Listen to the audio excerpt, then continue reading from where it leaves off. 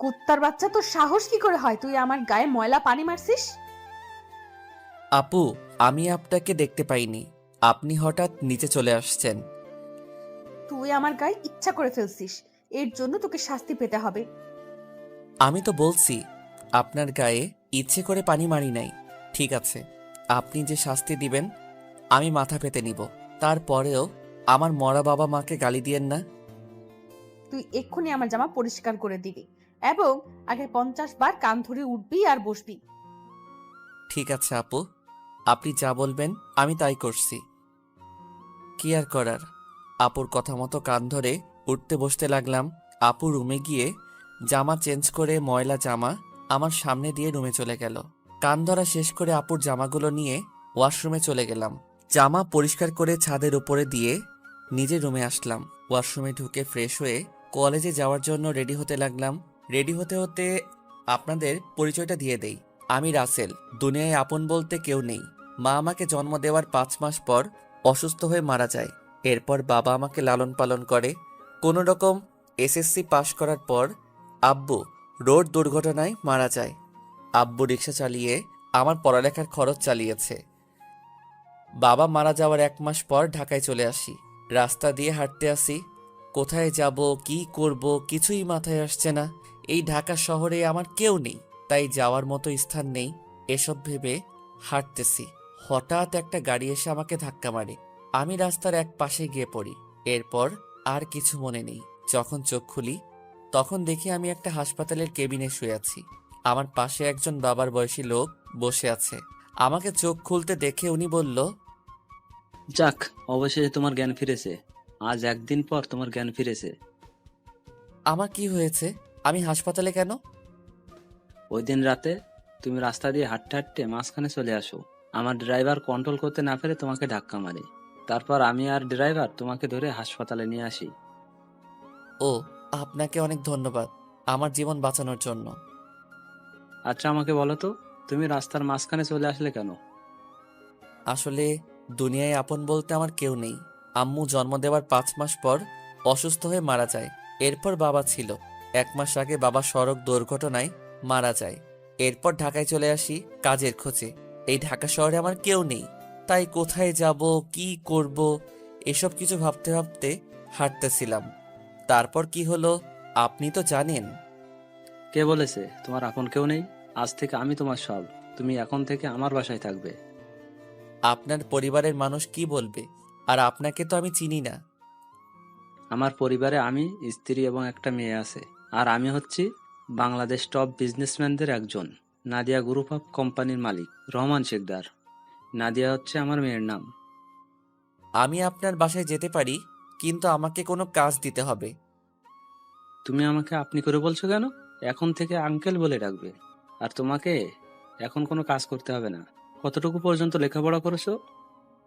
জি, আমি এবার এসএসসি পাশ করেছি। ঠিক আছে, তাহলে তুমি আগে পড়ালেখা শেষ করো, তারপর আমার অফিসে চাকরি করবে। আপনি অনেক ভালো মনের মানুষ আঙ্কেল।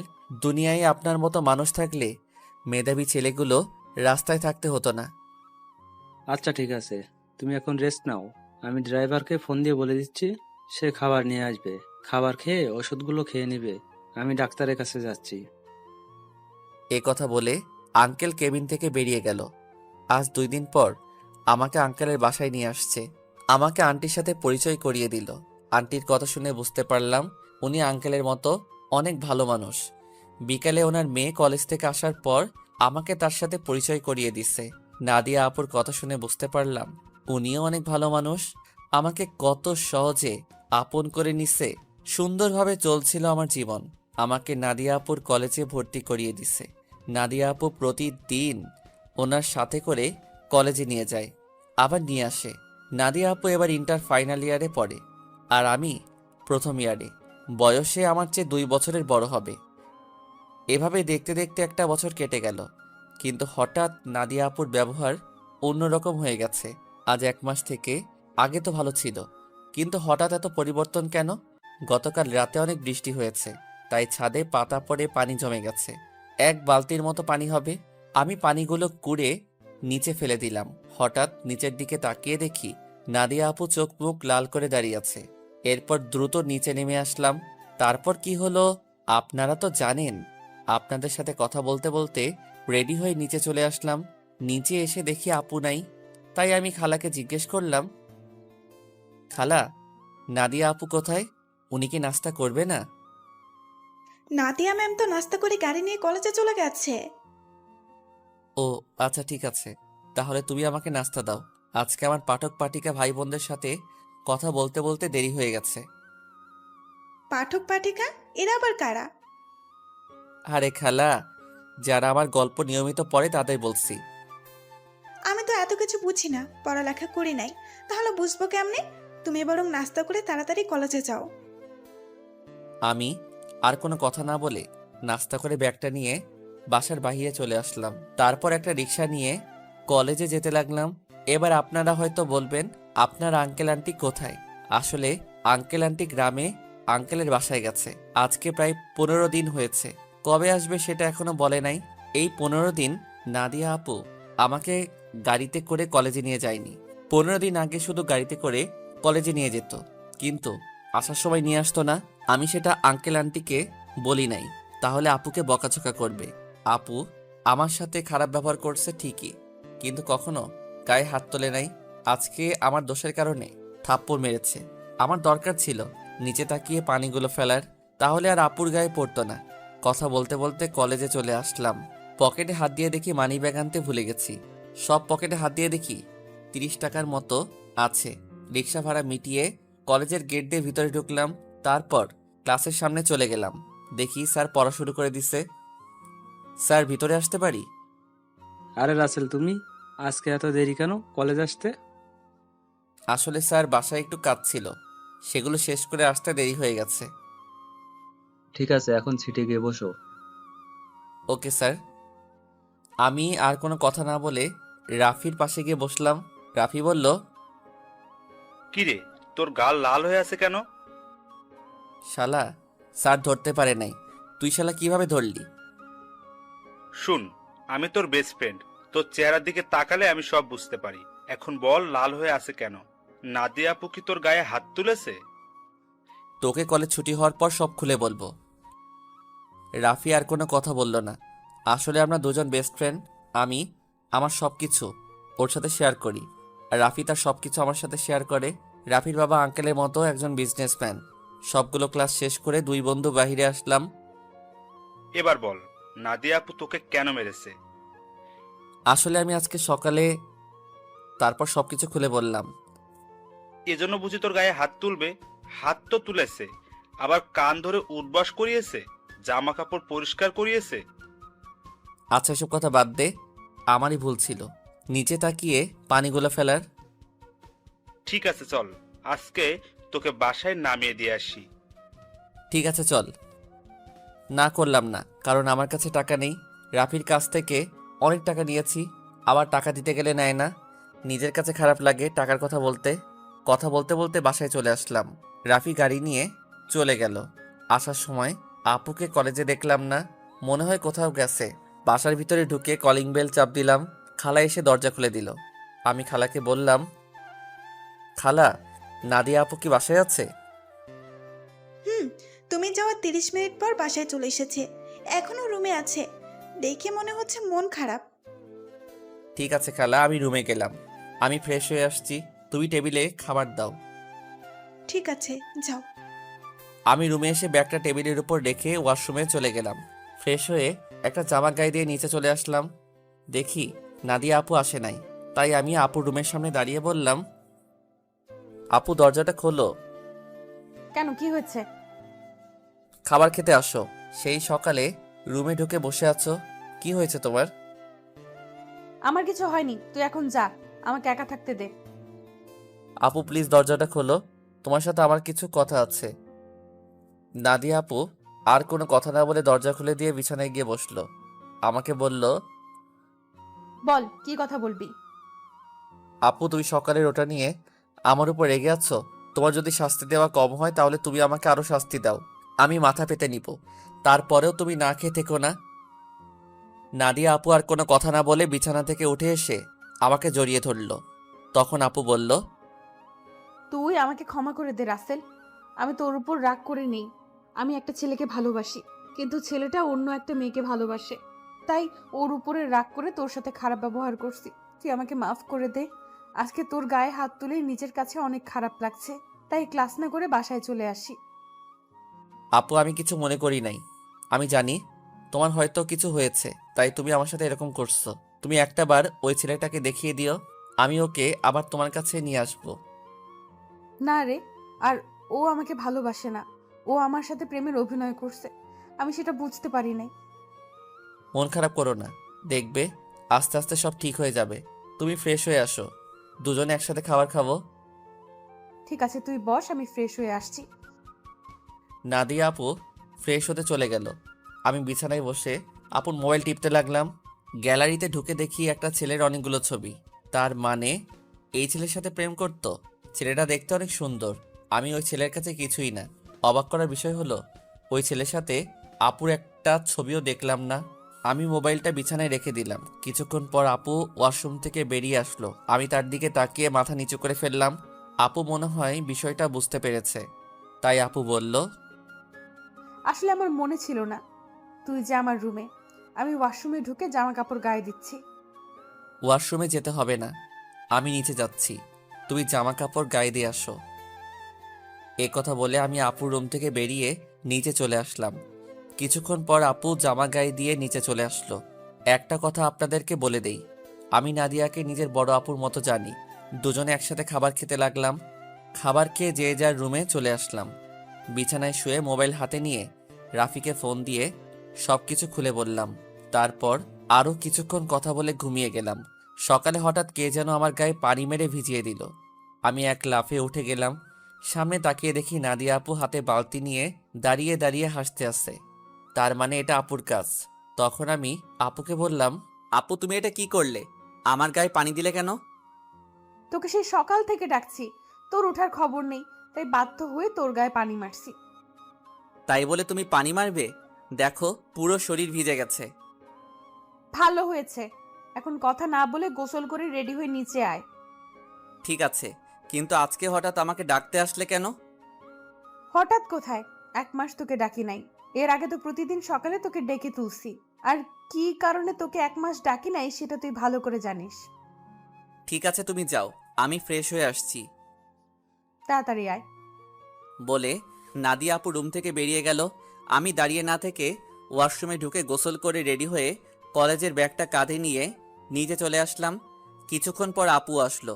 দুজনে একসাথে নাস্তা করে গাড়ি নিয়ে কথা বলতে বলতে কলেজে চলে আসলাম। আপু গাড়ি পার্কিং করে বলল, তোর ক্লাস শেষ হলে আমার জন্য অপেক্ষা করবি, দুজনে একসাথে বাসায় যাব।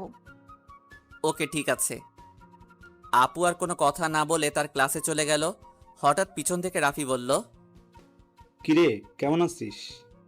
এই তো ভালো আছি, তুই কেমন আছিস? আমিও ভালো আছি। আজকে তাহলে আপু তোকে কলেজে নিয়ে আসলো? হুম, আপু এখন আগের মতো হয়ে গেছে। এতদিন একটা ছেলের কারণে আমার সাথে খারাপ ব্যবহার করছে। ওই শালাকে যদি সামনে পাইতাম তাহলে অবস্থা খারাপ করে দিতাম। ওসব কথা বাদ দে, এখন ক্লাসে চল। ঠিক আছে, চল। আমি আর রাফি ক্লাসে চলে আসলাম। কিছুক্ষণ পর স্যার ক্লাসে আসলো। সবগুলো ক্লাস শেষ করে আমি আর রাফি বাহিরে চলে আসলাম। রাফি তাহলে তুই বাসায় যা, আমি আপুর জন্য অপেক্ষা করছি। দুজনে একসাথে বাসায় যাব। ওকে, ঠিক আছে। রাফি আমার থেকে বিদায় নিয়ে চলে গেল। আমি আপুর জন্য অপেক্ষা করতে লাগলাম। কিছুক্ষণ পর দেখি আপু তার বান্ধবীদের সাথে ক্লাস থেকে বেরিয়ে আসতেছে। আমাকে দেখে তার বান্ধবীদের বিদায় আমার সামনে আসলো। কিরে, কোন সময় তোর ক্লাস শেষ হয়েছে? এই তো 30 মিনিট আগে। ও, আমার একটা এক্সট্রা ক্লাস ছিল, তাই আসতে একটু দেরি হয়ে গেছে। কোনো সমস্যা নেই, তুমি গাড়ি নিয়ে আসো। তুই দাঁড়া, আমি গাড়ি নিয়ে আসছি। আপু গাড়ি নিয়ে আমার সামনে আসলো। তারপর আপুর সাথে সামনের সিটে বসলাম। দুজনে কথা বলতে বলতে বাসায় চলে আসলাম। আপু তার রুমে চলে গেল, আমি আমার রুমে চলে আসলাম। ফ্রেশ হয়ে নিচে এসে আপু আর আমি একসাথে খাবার খেয়ে রুমে চলে আসলাম। দেখতে দেখতে 1 মাস চলে গেল। এখন আপুর সাথে আগের থেকে অনেক ফ্রি হয়ে গেছি। এখন আপু আমার সব সময় খেয়াল রাখে, কলেজে কোনো মেয়ের সাথে কথা বলতে দেয় না, আমাকে শাসনের উপর রাখে। আপুর এসব আমার অনেক ভালো লাগে। আমি আপুকে কিছু বলি না। এখন ওই ছেলের কথা আপু একদম মাথা থেকে ঝেড়ে ফেলে দিচ্ছে। আমার সাথে সব সময় দুষ্টুমি করে, বড় বোন হিসেবে ছোট ভাইয়ের সাথে করতে পারে। আমি আপুকে সবসময় নিজের বড় বোনের চোখে দেখি। আঙ্কেল আন্টি তারা বাসায় চলে এসেছে। আঙ্কেল এখন আগের মতো অফিস দেখাশোনা করে। আমাদের কলেজ আজকে 1 মাসের জন্য ছুটি দিয়েছে, কারণ কলেজে নতুন করে রং লাগাবে, তাই 1 মাস কলেজ বন্ধ থাকবে। রাতে সবাই একসাথে খাবার খাচ্ছি, তখন আঙ্কেল বলল, শুনেছি তোদের কলেজ নাকি 1 মাসের জন্য বন্ধ থাকবে। আব্বু কলেজে কিছু কাজ করবে তাই বন্ধ দিয়েছে। তাহলে তুই আর রাসেল তোর নানা বাড়ি থেকে কিছুদিন ঘুরে আয়। সবসময় তো দুইজনই বাসায় থাকিস, কোথাও যাস না। আমি না হয় যাব, কিন্তু রাসেল কি আমার সাথে যাবে? রাসেল যাবে না কেন? আসলে আন্টি, আমার বাসা থেকে বাইরে কোথাও ঘুরতে যেতে ভালো লাগে না। এটা তো আর অন্য কোথাও না, আমার শ্বশুর বাড়ি যেতে বলছি। রাসেল আমার সাথে না গেলে আমিও কোথাও যাব না। ঠিক আছে আপু, আমি তোমার সাথে যাব। এবার খুশি? অনেক খুশি। তাহলে কালকে সকালে তোরা দুজনে রওনা দে। এখন রুমে গিয়ে জামা কাপড় গুছিয়ে রাখ। আর তোরা কি গাড়ি নিয়ে যাবি? না আব্বু, আমরা বাসে করে যাব। ঠিক আছে, তোরা যেটা ভালো বুঝিস। কেউ আর কোনো কথা না বলে খাবার খেতে লাগলো। আমি খাবার খেয়ে রুমে চলে আসলাম। রুমে এসে জামা কাপড় গুছিয়ে রাখলাম। তারপর বিছানায় শুয়ে মোবাইল টিপতে টিপতে ঘুমিয়ে পড়লাম। পরের দিন সকালে আপু এসে আমাকে ডেকে তুলল। আমাকে রেডি হতে বলে তার রুমে চলে গেল। আমি ওয়াশরুমে ঢুকে ফ্রেশ হয়ে রেডি হয়ে জামা কাপড় আর ব্যাগটা নিয়ে নিচে চলে আসলাম। নাস্তার টেবিলে দেখে আঙ্কেল আন্টি বসে আছে। আমি একটা চেয়ার টেনে বসলাম। হঠাৎ সিঁড়ির উপরে চোখ পড়তেই আমি চমকে উঠলাম। আজকে আপুকে অনেক সুন্দর লাগছে। নীল রঙের একটা জামা গায়ে দিছে। আপুকে নীল রঙের জামায় অনেক সুন্দর লাগছে। আপু আমার সামনে এসে বলল, কি রে, তুই এভাবে হ্যাবলার মতো আমার দিকে তাকিয়ে আছিস কেন? এই আপু, আমাকে হ্যাবলা বলবে না। আমি কিন্তু তোমার থেকে অনেক সুন্দর আছি। আর আজকে তোমাকে নীল রঙের জামায় অনেক সুন্দর লাগছে। বাবা, যে না চেহারা, আবার বলে আমার থেকে ওর চেহারা সুন্দর। যা, একটু তোমার রূপের প্রশংসা করলাম, এখন থেকে আর করব না। তোমাকে পুরো পেতনির মতো লাগছে। কি বললি? আমাকে পেতনির মতো লাগছে? প্রথমে প্রশংসা করলাম, কোনো দাম পেলাম না, তাই তোমাকে পেতনি বললাম। আজকে তোকে আমি মেরেই ফেলবো। তোরা কি শয়তানি করবি নাকি নাস্তা করে বেরিয়ে পড়বি? আপু তুমি দেখো না, রাসেল আমাকে পেতনি বলছে। ও তো ছোট, তাই তোর সাথে দুষ্টামি করছে।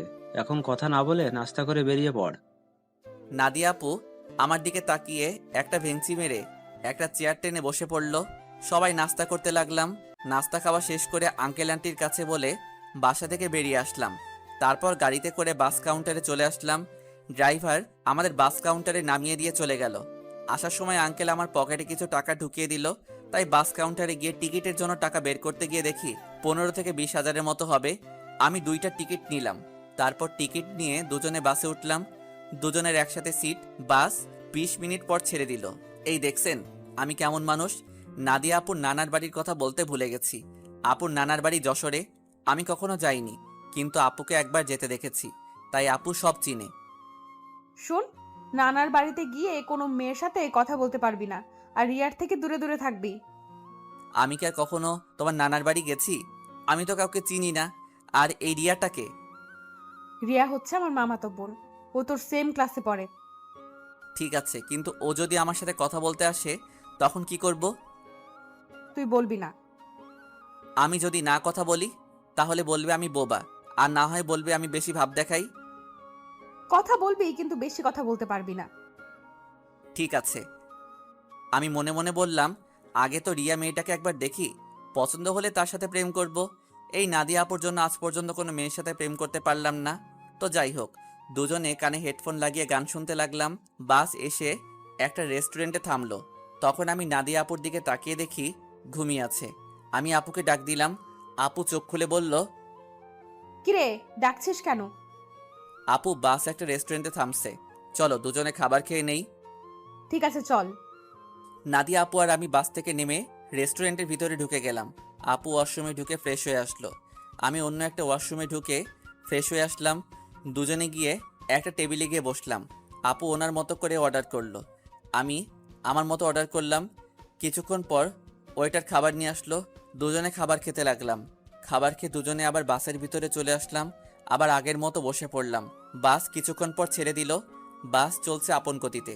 আমরা দুজন আবার হেডফোন লাগিয়ে গান শুনতে লাগলাম। দেখতে দেখতে আমরা এখন যশোর চলে এসেছি।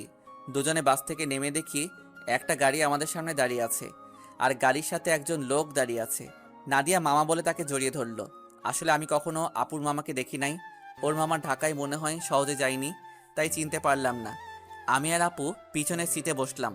তখন আপুর মামা বলল, তাহলে এই হচ্ছে রাসেল? মামা, ও হচ্ছে রাসেল। তুমি তো বাহিরে ছিলে, তাই দেখো নাই। ও তার মানে নাদিয়ার মামা বাহিরে ছিল। তখন নাদিয়ার মামা বলল, কেমন আছো রাসেল? পড়ালেখা কেমন চলছে? জি মামা, আমি অনেক ভালো আছি, আর পড়াশোনা ভালোই চলছে। ও, তা কয়টা মেয়ের সাথে প্রেম করো? মামা আপনি এটা কি বলছেন? আরে সমস্যা নেই, আমাকে তোমার বন্ধু ভেবে বলতে পারো। প্রেম মনে হয় আমি কখনো করতে পারবো না। একটা পেত্নীর কারণে সবসময় আমাকে মেয়েদের থেকে দূরে সরিয়ে রাখে। ও মা, তাই? তা সে মানুষটাকে? আমি আপুর দিকে তাকিয়ে দেখি আমার দিকে চোখ লাল করে তাকিয়ে আছে। ভয়ে আমার গলা শুকিয়ে গেল, তাই কথা ঘুরিয়ে বললাম, আসলে আমার কলেজের এক ছেলে বন্ধু। সে বলেছে আমাদের দুজনের মধ্যে কেউ কখনো প্রেম করব না, কোনো মেয়ের সাথে বন্ধুত্ব করব। এ কারণে আজ পর্যন্ত একটা প্রেম করতে পারলাম না। আমার কথা শুনে মামা হাসতে হাসতে শেষ। আপুর দিকে তাকিয়ে দেখি এবার মুচকি মুচকি হাসছে। যাক বাবা, এবার তাহলে বেঁচে গেছি। তা না হলে খাচ্চুন্নি আজকে আমার অবস্থা খারাপ করে ছাড়তো। কথা বলতে বলতে মামা একটা বাসার ভিতরে গাড়ি ঢুকিয়ে দিল। আমি আর আপু গাড়ি থেকে নামলাম। আপু দৌড়ে ভিতরে চলে গেল। আমি এক জায়গায় দাঁড়িয়ে আছি। মামা গাড়ি পার্কিং করে আমার সামনে এসে বলল, কি ব্যাপার রাসেল, তুমি এখানে দাঁড়িয়ে আছো কেন? ভেতরে যাও। আমি কেমন করে যাব? আমি তো কাউকে চিনি না। আপু তো আমাকে না নিয়ে দৌড় দিয়ে ভিতরে চলে গেল। ও, এ ব্যাপার। ঠিক আছে, তুমি আমার সাথে আসো। এটা হচ্ছে আমাদের বাড়ি। আপনাদের বাড়িটা অনেক সুন্দর। এই বাড়িটা আব্বু বানিয়েছে, প্রায় 5 কোটি টাকা খরচ করে। বাইরে থেকে যদি এত সুন্দর হয়, না জানি ভিতরে দেখতে কেমন। ভিতরে আসো, তারপর দেখো কেমন লাগে। দুজনে কথা বলতে বলতে ভিতরে গেলাম। ভিতরে ঢুকে আমি তো আরো অবাক হয়ে গেলাম। পুরো বাড়িটা রাজপ্রাসাদের মতো। বাইরে থেকে ভেতর কেমন লাগছে? অনেক সুন্দর মামা। গ্রামের ভেতরে আমাদের বাড়িটা 1 নম্বরে আছে। এমন বাড়ি আর কোথাও নাই। হুম। ঠিক আছে, তুমি উপরে গিয়ে ডান হাতের পাশের রুমে চলে যাও। যতদিন এই বাড়িতে থাকবে ততদিন ওই রুমেই থাকবে। ওকে ঠিক আছে মামা। এই বলে আমি সিঁড়ি বেয়ে উপরে উঠলাম। তারপর হাতের ডান পাশের রুমে ঢুকে গেলাম। ভিতরে ঢুকে দেখি রুমটা অনেক সুন্দর। আমি কাঁধের ব্যাগটা বিছানায় রেখে জামা কাপড় বের করে ওয়াশরুমে ঢুকে গেলাম। গোসল করে একটা জামা গায়ে দিয়ে রুম থেকে বেরিয়ে আসতেই কারোর সাথে ধাক্কা খেয়ে নিচে পড়ে গেলাম। নিচে তাকিয়ে দেখি আমি একটা মেয়ের গায়ের উপর পড়ে আছি। মেয়েটা দেখতে খুবই সুন্দর, যে কোনো ছেলে দেখলে প্রেমে পড়ে যাবে। তো যাই হোক, আমি তাড়াতাড়ি মেয়েটার উপর থেকে উঠে গেলাম। হাত বাড়িয়ে মেয়েটাকে দাঁড় করালাম। তখন আমি বললাম, সরি, বিশ্বাস করুন আমি আপনাকে দেখতে পাইনি। সমস্যা নেই, কিন্তু আপনাকে তো ঠিক চিনতে পারলাম না। আপনি কে? আর আমাদের বাড়িতে কি করেন? আমি রাসেল, নাদিয়া আপুর সাথে এসেছি। আমি নাদিয়া আপুদের বাসায় থাকি। ও, তার মানে আপনি রাসেল। ফুফা ফুফির কাছে আপনার কথা শুনেছি। আমি রিয়া, নাদিয়া আপুর মামাতো বোন। ও তার মানে আপু আসার সময় আপনার কথা বলছে? নাদিয়া আপু আপনাকে আমার ব্যাপারে কি বলছে? তেমন কিছু না, বলছে আপনি নাকি আমার সেম ইয়ারে পড়েন। বাকিটা বললাম না, শুনলে রিয়া কষ্ট পাবে, তাই ওই কথা বললাম না। তখন রিয়া বলল, ও, তার মানে আপনি আমার সেম ইয়ারে পড়েন। তাহলে আমরা আপনি করে বলছি কেন? আমরা তো নাম এবং তুই করে বলতে পারি। ঠিক আছে, এখন থেকে তুই করে বলবো। এখন চলো নিচে যাই। আসার পর তোর আম্মুর সাথে কথা বলি নাই এবং তোর দাদা দাদির সাথে দেখা করি নাই। ঠিক আছে, চল। আমি আর রিয়া দুজনে নিচে চলে আসলাম। আপুর দিকে তাকিয়ে দেখি আমার দিকে চোখ লাল করে তাকিয়ে আছে, মনে হয় আমাকে গিলে খাবে। আসসালামু আলাইকুম মামি, কেমন আছো তুমি? আমি ভালো আছি। তুমি কেমন আছো? আমাদের বাসায় তো কখনো আসো নাই। তোমাকে অনেকবার বলছি আসার জন্য। আমি ভালো আছি মামি। আসলে মামি, আমার বাসা থেকে কোথাও যেতে ভালো লাগে না। আপু আমাকে নিয়ে এসেছে। নাদিয়া যদি না বলতো তাহলে বুঝি আসতে না? আসলে তেমন কিছু না মামি। আচ্ছা, এসব কথা বাদ দাও তো। এখন বলো, নানা নানি কোথায়? তাদের তো দেখছি না। আসলে আব্বু আম্মুকে নিয়ে তার ভাইয়ের বাসায় বেড়াতে গেছে। বুড়ো বয়সে ঘুরতে গেছে তারা? বুড়ো হলে বুঝি যেতে পারে না? আমি সেটা বলি নাই। মানে তাদের ভালোবাসা বুড়ো বয়সে এখনো আছে। এত কথা না বলে খাবার খা। খাবার খেয়ে তুই আমার রুমে আসবি, তোর সাথে আমার কথা আছে। ঠিক আছে আপু। আর কোনো কথা না। খাবার খেয়ে নিচের রুমে চলে আসলাম। কিছুক্ষণ রেস্ট নিয়ে আপু রুমের সামনে গিয়ে বললাম, আপু ভিতরে আসবো? আয় বস। আমি ভিতরে ঢুকে দেখি আপুর চোখ দিয়ে পানি পড়ছে। তখন আমি আপুকে বললাম, আপু তোমার কি হয়েছে? তোমার চোখ দেখে বোঝা যাচ্ছে তুমি মনে হয় কান্না করছো। তোকে আসার সময় কি বলছি তোর মনে নেই? তুই রিয়ার সাথে কথা বলছিস কেন? বারে, কথা বললে সমস্যা কোথায়? তোমাকে বলছি না আমি বেশি কথা বলবো না। ঠিক আছে, তুই এখন আমার রুম থেকে কোথাও যাবি না, আমার রুমে বসে থাকবি। আপু, পুরোটা রাস্তায় জার্নি করে আসছি, তাই ভাবছি একটা ঘুম দিমু। তাহলে আমার রুমে ঘুমিয়ে পড়, তোর রুমে যাওয়া লাগবে না। যদি বাড়ির মানুষ অন্য কিছু ভাবে তখন কি হবে?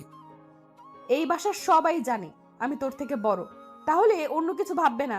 কথা না বলে ঘুমিয়ে পড়। আমি আর কোনো কথা না বলে আপুর বিছানায় ঘুমিয়ে পড়লাম। এবার আপনাদের কিছু কথা বলি। আসলে নানা নানি এবং মামি অনেকবার ঢাকায় গেছে, তাই ওদের চিনি। কিন্তু রিয়া কখনো ঢাকায় যায়নি।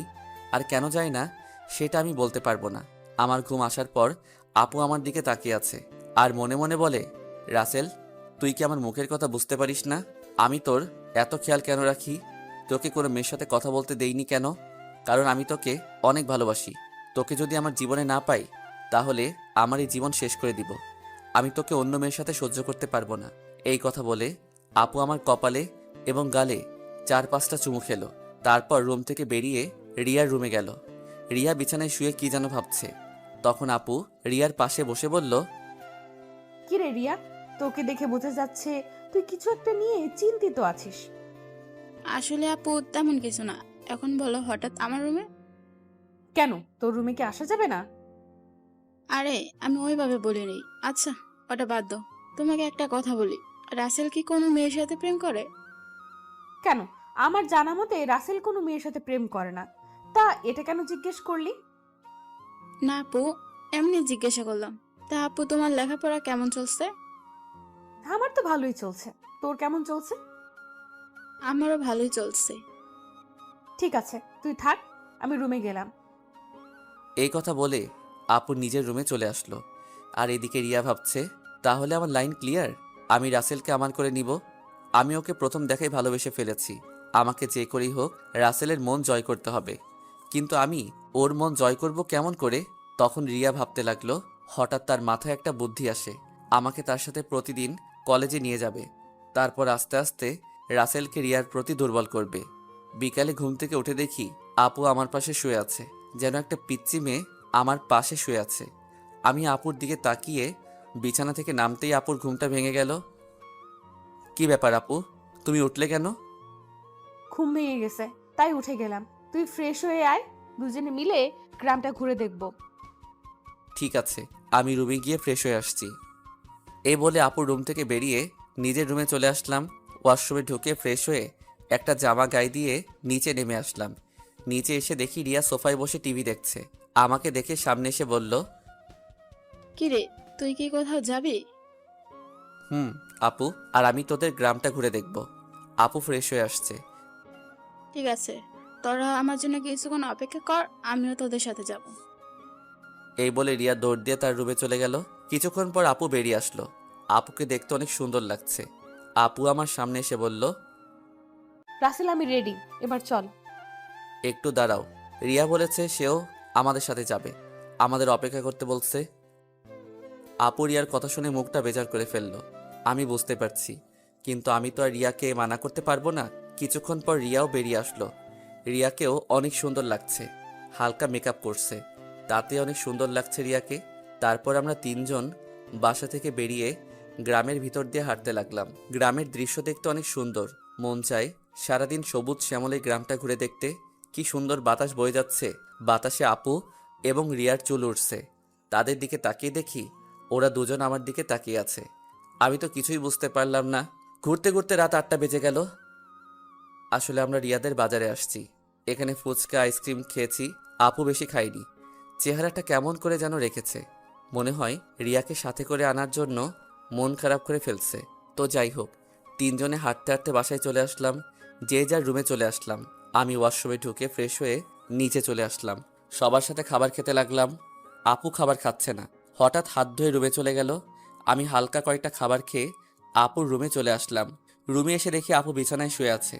আমি আপুর সামনে গিয়ে বললাম, আপু আমি রিয়াকে আমাদের সাথে যেতে বলি নাই, সে নিজে এসেছে আমাদের সাথে। আপু কোনো কথা বলছে না, আবার অন্যদিকে মুখ ঘুরিয়ে নিল। এবার আমি আপুকে আমার দিকে ঘুরিয়ে বললাম, আপু তুমি কি আমার উপর রেগে আছো? প্লিজ, তুমি এভাবে মন খারাপ করে থাকলে আমার কাছে একটু ভালো লাগে না। হঠাৎ আপু আমার সাথে এমন কিছু করবে সেটা আমি কখনো ভাবতেই পারিনি। আপু আমাকে জড়িয়ে ধরে ঠোঁটের সাথে ঠোঁট লাগিয়ে পাগলের মতো কিস করতে লাগলো। আমি ছাড়ার চেষ্টা করছি কিন্তু আপু আমাকে শক্ত করে ধরে আছে। প্রায় 5 মিনিট পর ছেড়ে দিয়ে কান্না করতে করতে বলল, তুই কি কিছু বুঝিস না? আমি কেন তোকে অন্য মেয়ের সাথে কথা বলতে দিই না? তোকে সবসময় চোখে চোখে রাখি, তোরা তো কেয়ার করি, কারণ আমি তোকে ভালোবাসি। আমি তোকে অন্য মেয়ের সাথে কথা বলতে দেখলে সহ্য করতে পারি না। আমি তোকে অনেক ভালোবাসি রাসেল। আমি তো আপুর কথা শুনে অবাক হয়ে গেলাম। আপু এটা কি বলছে? তখন আমি আপুকে বললাম, আপু তোমার মাথা কি ঠিক আছে? তুমি এটা কি বলছো? আমি তোমাকে বড় বোনের মতো সম্মান করি। আমি মনে করছি তুমি আমাকে ছোট ভাই হিসেবে এত কেয়ার এবং খেয়াল রাখো। না, আমি তোকে ভালোবাসি বলে এত কেয়ার এবং খেয়াল রাখি। প্লিজ রাসেল, তুই আমাকে ফিরিয়ে দিস না।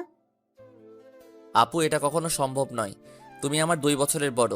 এটা পরিবারের এবং আঙ্কেল আন্টি কখনো মেনে নিবে না। সমাজের মানুষ নানান ধরনের কথা বলবে। আমি পারবো না তোমাকে ভালোবাসতে। তুই যদি আমাকে ভালো না বাসিস তাহলে আমি নিজেকে শেষ করে দিব। আমি তোকে ছাড়া বড় অসহায়। আমি তোকে ছাড়া থাকতে পারবো না। এই তোমাদের মতো মেয়েদের বাংলা সিনেমার মতো একটা ডায়লগ আছে, কাউকে নিজের করে না পেলে আত্মহত্যা করবে, হাত কেটে ফেলবে, ছাদ থেকে লাফ দিবে, এমনকি বিষ খাবে। এগুলো ছাড়া আর কি তোমরা কিছু করতে পারো না? যাকে ভালোবাসি তাকে যদি নিজের করে না পাই, তাই মেয়েরা এসব করতে বাধ্য হয়। আমি তোকে সত্যিই অনেক ভালোবাসি। আপু আমি তোমাকে বোনের মতো জানি। আমি তোমাকে কখনো ভালোবাসতে পারবো না। তুমি এসব বিষয়ে আমার সাথে কথা বললে আমি তোমাদের সবাইকে ছেড়ে চলে যাব। না না, তুই কোথাও যাস না। তোকে না দেখলে আমি থাকতে পারবো না। ঠিক আছে, আমি আর কখনো তোকে ভালোবাসার কথা বলবো না। কথাটা যেন মনে থাকে। আগে যেভাবে চলতে এখনো সেভাবে চলবে। আমি এখন রুমে গেলাম। এই বলে নিজের রুমে চলে আসলাম। রুমে এসে বিছানায় শুয়ে আপুর কথাগুলো ভাবতে লাগলাম।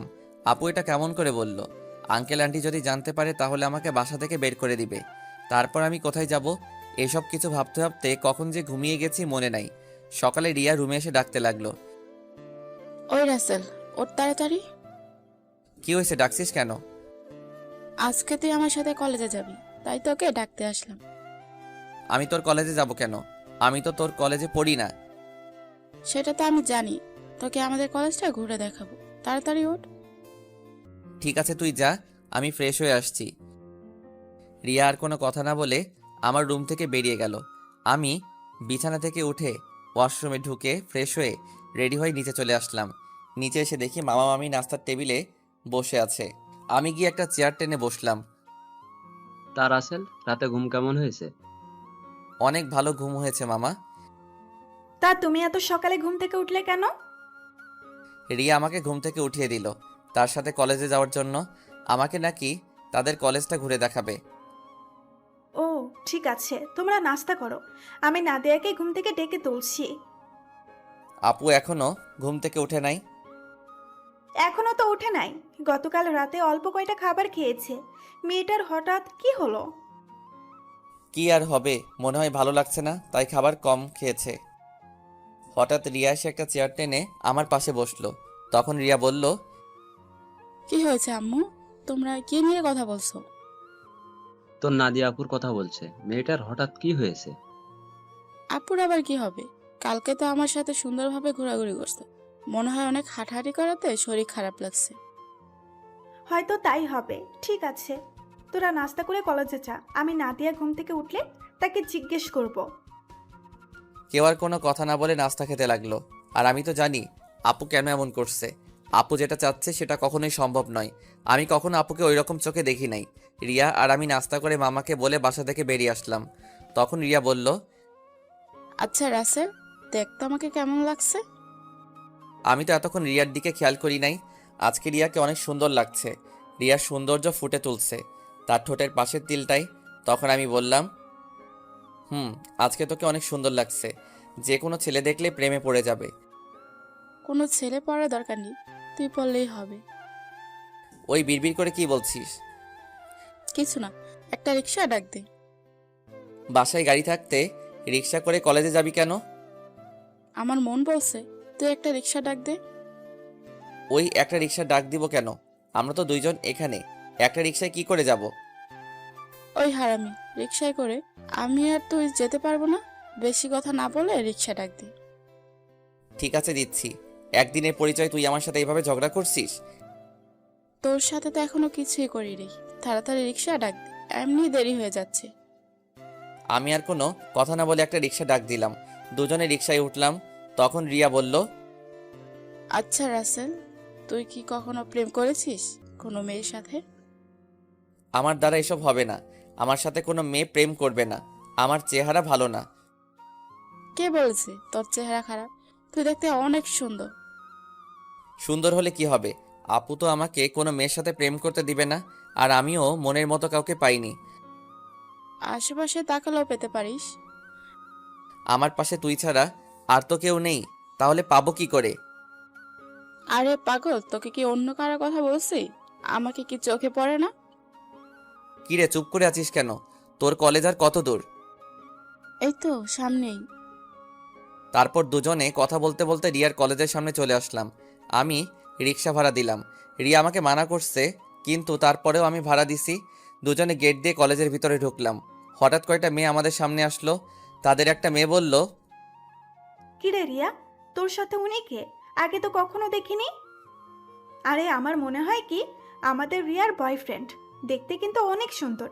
যদি রিয়ার আগে আমি দেখতাম তাহলে ওর সাথে প্রেম করতাম। ওই, তোরা কি চুপ করবি? ঋতু মিতু, তোরাও জানিস ওকে? ও হচ্ছে আমার ফুফাতো ভাই রাসেল। তুই তো কখনো আমাদের তোর ফুফাতো ভাইয়ের কথা বলিস নাই। আমি যদি জানতাম আমার ফুফাতো ভাই আছে, তাহলে তো তোদের অবশ্যই বলতাম। তোরা তো আমার ফুফাতো বোন নাদিয়া আপুকে চিনিস, ওনার ছোট ভাই। ও আচ্ছা, তা ভাইয়া কেমন আছেন? আমি এতক্ষণ ওদের কথা শুনে মাথা নিচু করে রাখলাম। আর রিয়ার কথা শুনে তো আমি আরো অবাক হয়ে গেলাম। সে ওদের সত্যিটা বলে নাই। তখন আমি বললাম, প্রথম কথা হচ্ছে আমাকে ভাইয়া বলে ডাকা যাবে না। আমি তোমাদের সাথে সেম ইয়ারে পড়ি। আর আলহামদুলিল্লাহ আমি আছি। আপনারা সবাই কেমন আছেন? যেহেতু আমাদের সাথে পড়েন তাহলে আমাদের আপনি না তুই করে বলবেন। আমরাও ভালো আছি। ঠিক আছে, পরে কথা বলা যাবে, এখন চল ক্লাসে। আমি বলি কি, তোরা ক্লাসে যা, আমি বাসায় চলে যাই। আমি এখান থেকে কি করব? তুই আমাদের সাথে ক্লাসে যাবি? যদি তোদের স্যার এবং ছাত্রছাত্রী কিছু বলে? তাও কথা ঠিক। আচ্ছা, তাহলে তুই বাসায় চলে যা। দুপুর 1টার সময় আমাকে এসে নিয়ে যাস। আমি ঠিক আছে বলে কলেজ থেকে বেরিয়ে একটা রিক্সা নিয়ে বাসায় চলে আসলাম। বাসায় কলিং বেল চাপ দেওয়ার পর মামি এসে দরজা খুলে দিল। আমাকে দেখে বলল, কি ব্যাপার রাসেল, তুমি চলে আসলে কেন?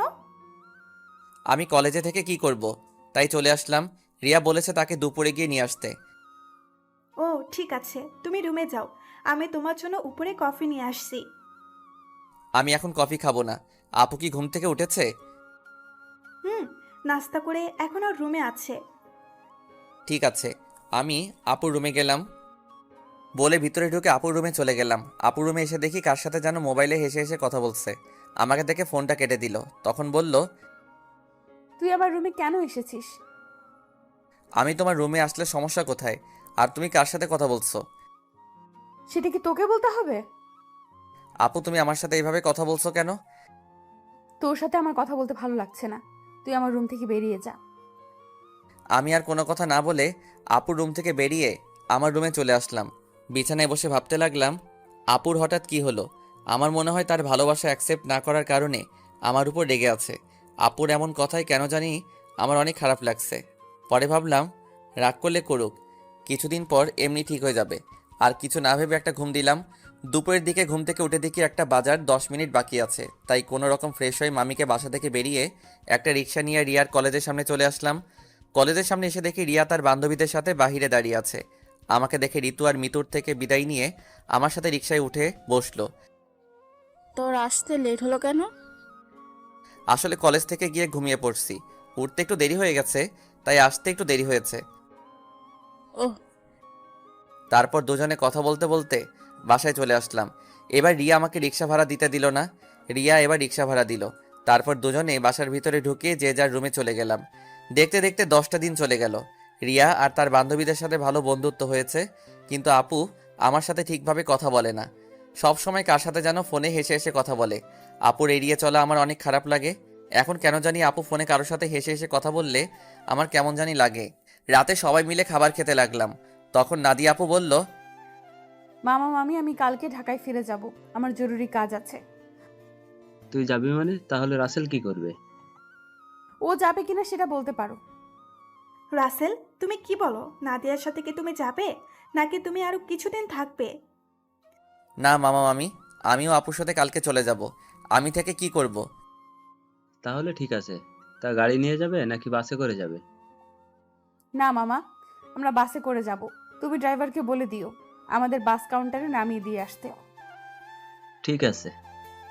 হঠাৎ রিয়ার আবার কি হলো? ও খাবার না খেয়ে রুমে চলে গেল কেন? সেটা আমি বলবো কেমন করে? তুমি গিয়ে তোমার মেয়েকে জিজ্ঞেস করো। ঠিক আছে, ওর সাথে পরে কথা বলবো। এখন খাবার খাও। সবাই খাবার খেতে লাগলো। আমি খাবার খেয়ে রুমে চলে আসলাম। রুমে এসে দেখি টেবিলের উপর একটা কাগজ, লেখা আছে, রাসেল তুই একটু ছাদে আয়, আমি রিয়া, তোর সাথে কিছু কথা আছে। রিয়া হঠাৎ আমাকে ছাদে যেতে বলল কেন? আমি আর কোনো কিছু না ভেবে রুম থেকে বেরিয়ে ছাদে চলে গেলাম। ছাদে নিয়ে দেখি রিয়া ছাদের একটা কোথায় অন্যদিকে তাকিয়ে আছে। আমি রিয়ার সামনে গেলাম, তারপর রিয়াকে বললাম, বল আমাকে ছাদে আসতে বললি কেন? রিয়া আমার দিকে ঘুরে তাকালো। রিয়ার চোখ দেখি লাল হয়ে আছে, মনে হয় কান্না করছে। রিয়া বলল, রাসেল, আমি তোকে কিছু কথা বলতে চাই, প্লিজ তুই না করিস না। কি কথা আগে সেটা বল।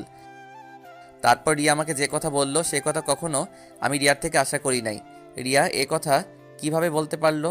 রাসেল, আমি তোকে প্রথম যেদিন আমাদের বাসায় দেখি, তোর সাথে ধাক্কা খাই, সেদিন থেকে আমি তোকে ভালোবেসে ফেলেছি। আমি মনে করেছি আরো কিছুদিন পর তোকে ভালোবাসার কথা বলবো, কিন্তু যখন শুনেছি তুই কালকে ঢাকায় ফিরে যাবি, তখন আমার মনটা অনেক খারাপ হয়ে যায়। আমি আর থাকতে পারলাম না, তাই তোকে ছাদে ডেকে ভালোবাসার কথা বললাম। সত্যি রাসেল, আমি তোকে অনেক ভালোবাসি। এ কথা বলে রিয়া আমাকে জড়িয়ে ধরলো। আমি রিয়াকে বন্ধু ছাড়া অন্য কিছু ভাবি নাই, তাই ওর সাথে এত ফ্রি হয়েছি। কিন্তু রিয়া যে আমাকে ভালোবাসার কথা বলবে তা আমি কখনো ভাবিনি। আমি রিয়াকে আমার থেকে ছেড়ে বললাম, দেখ রিয়া, আমি তোকে বন্ধু ছাড়া অন্য কিছু কখনো ভাবিনি। আমি তোকে ভালোবাসতে পারবো না। তুই প্লিজ রাগ করিস না। তুই আমার থেকে অনেক ভালো ছেলে পাবি। আমাকে তুই ভুলে যা। রিয়া আমার কথা শুনে জোরে জোরে কান্না করে দিল। তারপর রিয়া বলল, তুই কেন আমাকে ভালোবাসতে পারবি না? আমি কি দেখতে খারাপ?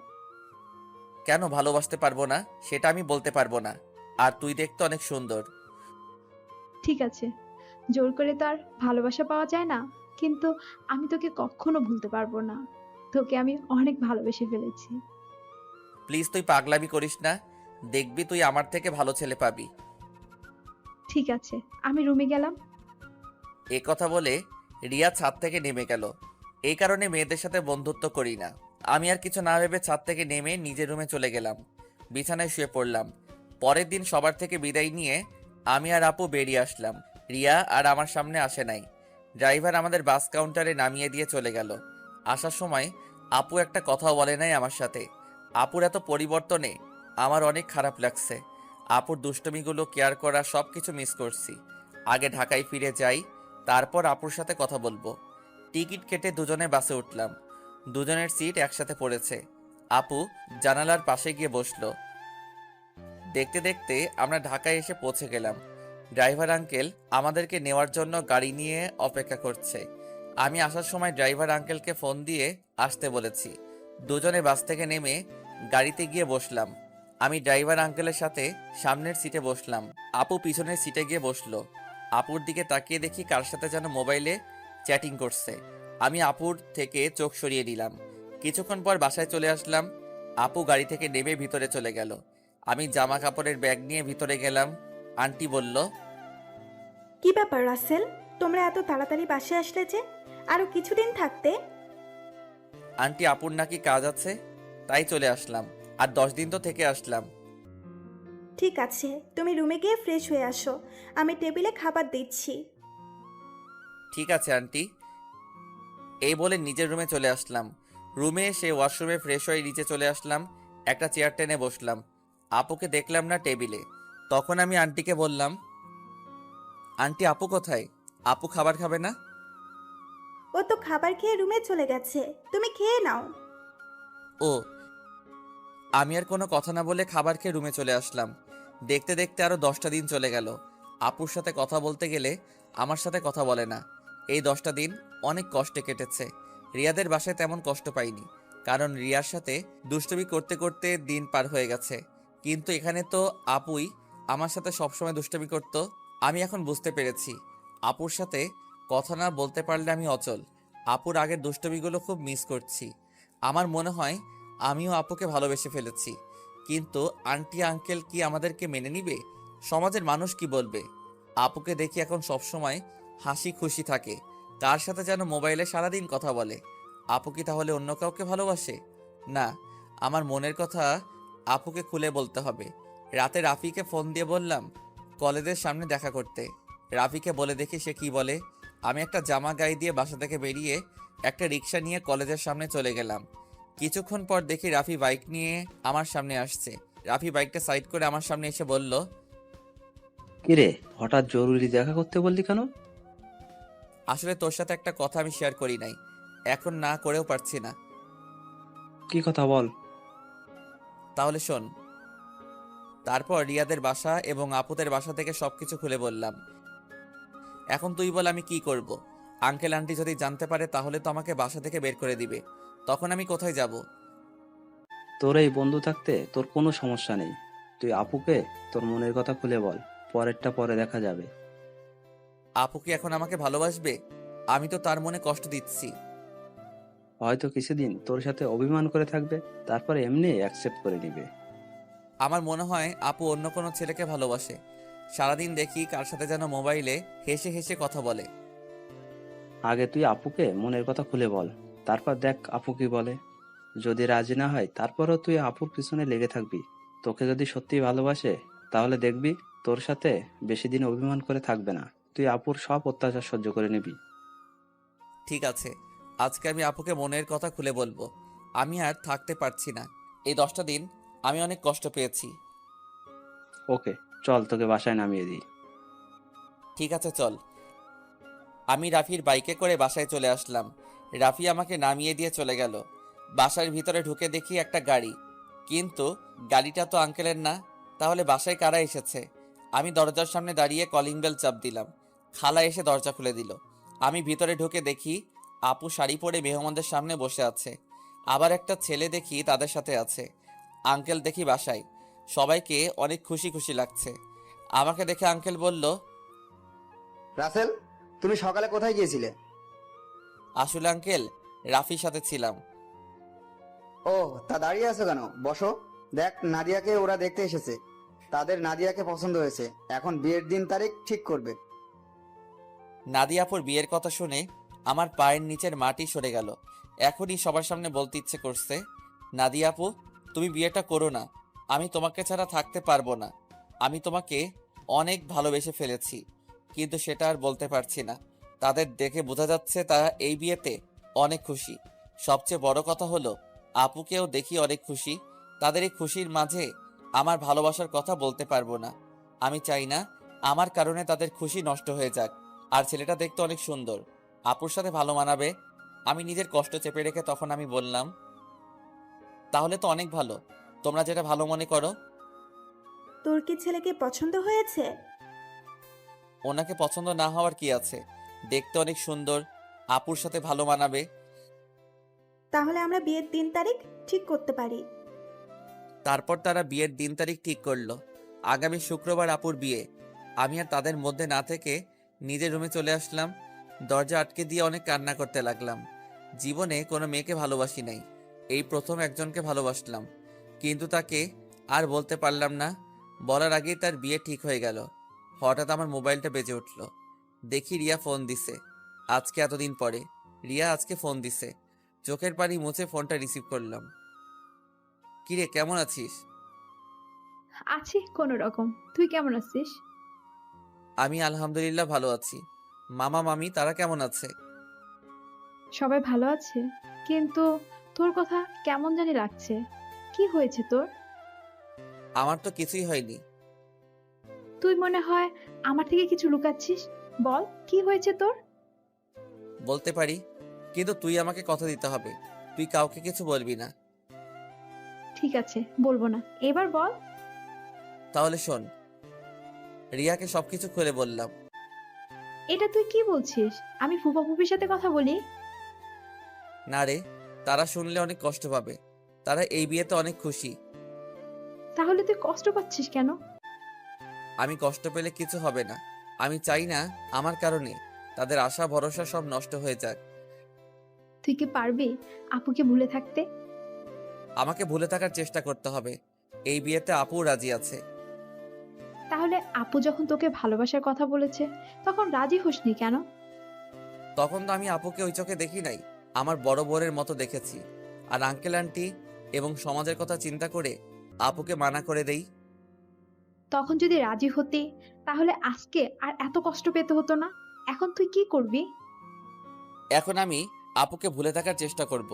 আপুর বিয়ে হয়ে গেলে আঙ্কেল আন্টি একা হয়ে যাবে। তাই আমি চাই বাকিটা জীবন তাদের সাথে পার করে দিতে। ঠিক আছে, তাহলে ভালো থাকিস। আর যা কিছুই করিস চিন্তা ভাবনা করে করিস। বাই। এই বলে রিয়া ফোন কেটে দিল। আমার চোখ দিয়ে আবার পানি পড়তে শুরু করলো।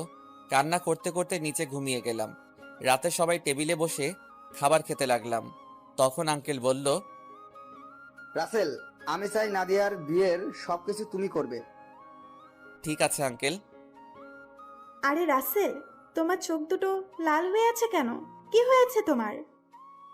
আসলে আন্টি চোখে কি যেন পড়েছে, তাই লাল হয়ে গেছে। চিন্তা করবেন না, এমনি ঠিক হয়ে যাবে। আমি নাদিয়া আপুর দিকে তাকিয়ে দেখি এক মনে খাবার খেয়ে যাচ্ছে। আমি তার থেকে চোখ সরিয়ে হালকা খাবার খেয়ে রুমে চলে আসলাম। রুমে এসে দেখি মোবাইলটা বাজতে আছে। হাতে নিয়ে দেখি রাফি ফোন দিছে। আমি রিসিভ করার পর রাফি বলল, কিরে, কেমন আছিস? আপুকে কি ভালোবাসার কথা বলেছিস? আমি ভালো আছি, আর আপুকে ভালোবাসার কথা বলতে পারি নাই। কেন, কি হয়েছে? আপুর বিয়ে ঠিক হয়ে গেছে, তাই আর আমার মনের কথা খুলে বলতে পারি নাই। কি বলছিস তুই? কোথায় বিয়ে ঠিক হয়েছে? ছেলের বাড়ি কোথায় সেটা বলতে পারবো না। ছেলেটা দেখতে অনেক সুন্দর। তুই আমাকে বাসার সামনে নামিয়ে দিয়ে যাওয়ার পর তারপর সব খুলে বললাম। এটা তুই কি বলছিস? তুই কি পারবি আপুকে ভুলে থাকতে? তুই একবার আঙ্কেল আন্টিকে কথাটা খুলে বল, আর না হয় আপুকে বল। না রে, আমি চাই না আমার কথা শুনে তারা কষ্ট পাক। এই বিয়েতে তারা সবাই খুশি আছে, আর নাদিয়া আপুও রাজি আছে। আঙ্কেল আন্টির কথা চিন্তা করে নিজেকে কষ্ট দিবি? তুই কি থাকতে পারবি? শোন, আঙ্কেল আমাকে রাস্তা থেকে তুলে এনে তাদের বাসায় ঠাঁই দিছে। তাদের মতো একটা পরিবার পেয়েছি। আমার মতো এতিম ছেলেকে নিজের ছেলের মতো দেখেছে। তাহলে আমি এই কথা বলি কেমন করে? আর নাদিয়া আপুকে আমি ভুলে যাব? কিছুদিন গেলে সবকিছু ঠিক হয়ে যাবে। তুই মানুষ না রে, তুই একটা ফেরেশতা। তোর মতো বন্ধু পাওয়া ভাগ্যের ব্যাপার। ঠিক আছে, ভালো থাকিস। কালকে থেকে বিয়ের সবকিছু আমাকে করতে হবে, আজকে আঙ্কেল বলেছে। ওকে, ভালো থাকিস, আল্লাহ হাফেজ। এই বলে রাফি ফোন কেটে দিল। আমি নিজেকে যতই শক্ত রাখার চেষ্টা করি, কিন্তু আমি তা পারছি না। বারবার আপুর চেহারাটা চোখের সামনে ভেসে আসছে। আর কিছু না ভেবে ঘুমিয়ে পড়লাম। সকালে ঘুম থেকে উঠতে দেরি হয়ে গেছে। আজকে আমাকে কেউ ডাকতে আসে নাই। মনে হয় কাজে কামে বিজি সবাই। আমি বিছানা থেকে নেমে ওয়াশরুমে চলে গেলাম। ফ্রেশ হয়ে একটা জামা গায়ে দিয়ে নিচে আসলাম। নিচে এসে একজনকে দেখে আমি পুরো অবাক হয়ে গেলাম। আর কেউ নয়, আপুর সাথে যে ছেলের বিয়ে ঠিক হয়েছে সেই ছেলে। আমি এখনো ওনার নাম জানি না। আমাকে দেখে ডাক দিল। আসসালামু আলাইকুম দুলা ভাই, কেমন আছেন? আলহামদুলিল্লাহ ভালো আছি, তুমি কেমন আছো? আমিও ভালো আছি। দুলাভাইয়ের নামটা তো জানা হলো না, তা হঠাৎ বিয়ের আগে শ্বশুরবাড়িতে? আমার নাম রনি, নিজের অফিস দেখাশোনা করছি। আর আজকে নাদিয়াকে নিয়ে মার্কেটে যাব বিয়ের কেনাকাটা করতে। আমি চাই নাদিয়ার পছন্দ মতো সবকিছু কিনে দিতে। খুব ভালো, তা আপু কোথায়? নাদিয়া রেডি হয়ে আসছে, তুমিও আমাদের সাথে চলো। না দুলাভাই, আঙ্কেল আমাকে বিয়ের সব কিছুর দায়িত্ব দিছে। আমি নাস্তা করে বাইরে গিয়ে বিয়ের কার্ডের অর্ডার, ডেকোরেশন সব কিছু করে আসতে হবে। আমার হাতে অনেক কাজ, আপনি আপুকে নিয়ে যান। তোমার যখন কাজ আছে তাহলে তো আর জোর করা যাবে না। চলুন, নাস্তা করবেন। আমি বাসা থেকে করে এসেছি, তুমি করে নাও। ঠিক আছে বলে নাস্তা টেবিলে চলে আসলাম। খালা আমাকে নাস্তা দিয়ে গেল। হঠাৎ সিঁড়ির উপর চোখ গেল, দেখি আপু সুন্দরভাবে সেজেগুজে নিচে নামছে।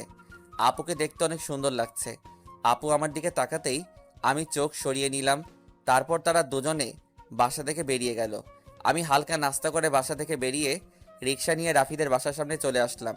ভাড়া মিটিয়ে কলিং বেল চাপ দিলাম। কিছুক্ষণ পর রাফির আম্মু দরজা খুলে দিল।